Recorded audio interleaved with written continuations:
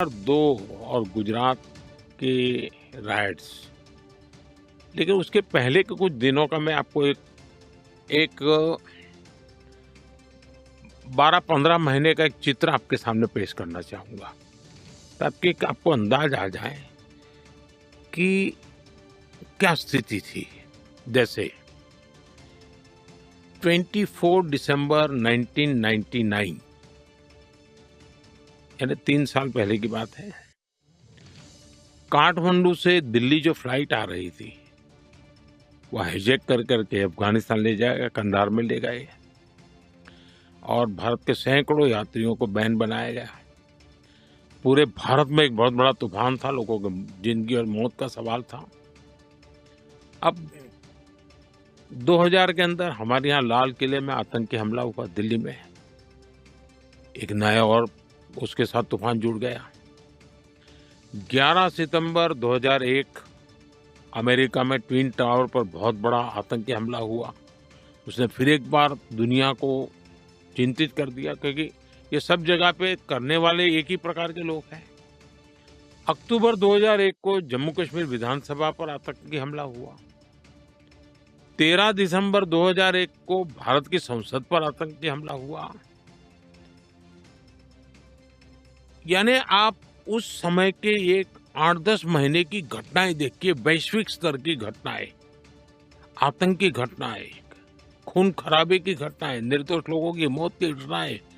तो कोई भी एक प्रकार से अशांति के लिए एक चिंगारी काफी होती है, स्थिति पैदा हो चुकी थी। ऐसे समय अचानक 7 अक्टूबर 2001 मुझे मुख्यमंत्री बनने का दायित्व मेरे सर पे आ गया अचानक, और वो भी मेरी सबसे बड़ी जिम्मेवारी थी।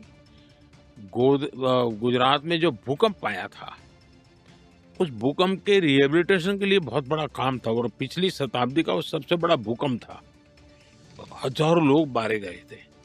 तो एक काम के लिए मेरे लिए सीएम का काम मेरे जिम्मे आ गया। बहुत महत्वपूर्ण काम था, और मैं शपथ लेने के बाद पहले दिन से इस काम में जुड़ गया था।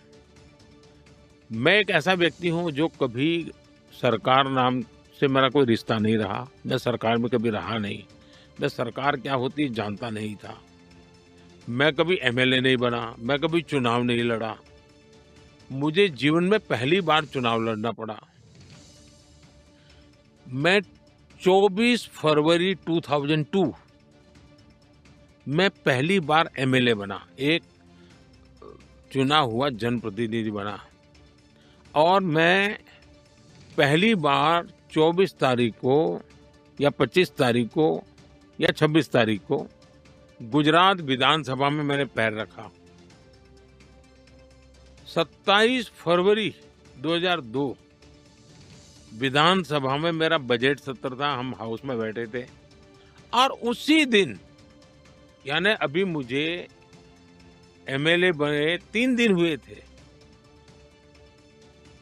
और गोधरा की घटना हो गई, और भयंकर घटना थी। लोगों को जिंदा जला दिया गया था। आप कल्पना कर सकते हैं कि जो कंधार के विमान अपहरण को, या पार्लियामेंट पर का हमला कहो, या 9/11 कहो, ये सारी घटनाओं का बैकग्राउंड हो, और उसमें एक इतनी बड़ी संख्या में लोगों का मर जाना, जिंदा जला देना। आप कल्पना कर सकते हैं कि स्थिति कैसी होगी। कुछ भी नहीं होना चाहिए, हम भी चाहते हैं, कोई भी चाहेगा, शांति ही रहनी चाहिए। दूसरा जो कहते हैं ये बहुत बड़े राइट वगैरह, तो ये भ्रम फैलाया गया है। अगर 2002 के पहले का डेटा देखें तो पता चलता है कि गुजरात में कितने दंगे होते थे। हमेशा कहीं ना कहीं कर्फ्यू लगा रहता था। पतंग के अंदर कम्युनल वायलेंस हो जाए, साइकिल टकरा जाने पर कम्युनल वायलेंस हो जाए। 2002 से पहले गुजरात में 250 से ज्यादा बड़े दंगे हुए थे, और 1969 में जो दंगे हुए थे वो तो करीब 6 महीना चले थे। अरे तब तो हम कहीं थे ही नहीं दुनिया के उस चित्र में, उस समय की मैं बताऊँ।